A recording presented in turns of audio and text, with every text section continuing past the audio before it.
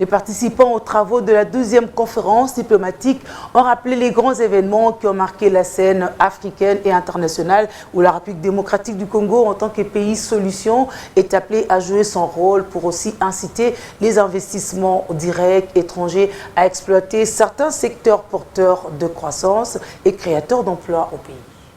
C'est tout à fait normal parce que diplomatie rime avec développement.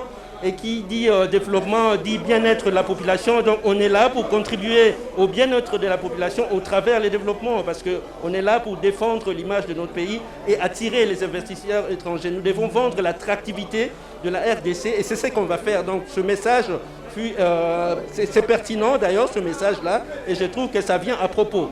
Et c'est d'ailleurs ce qu'on doit faire pour la République démocratique du Congo, attirer les IDI, donc les investissements directs étrangers, pour le bien-être de nos populations. Voilà. Il était important qu'on puisse faire le point de notre diplomatie. Moi, je le fais depuis les origines. Pour qu'on comprenne que l'action de l'État à l'extérieur doit viser le bien-être de la population à l'intérieur. Donc une diplomatie doit avoir une finalité, c'est le développement d'un peuple. Une diplomatie doit mener à ce que le pays soit en paix, mais la paix ne tombe pas du ciel. La paix, ça s'est construit.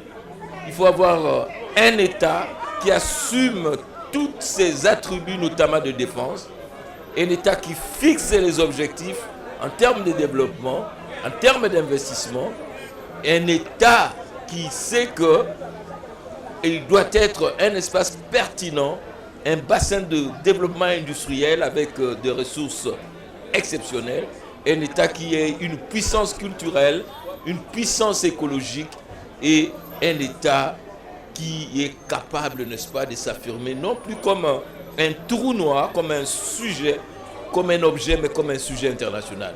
Et on a dit ça aux diplomates.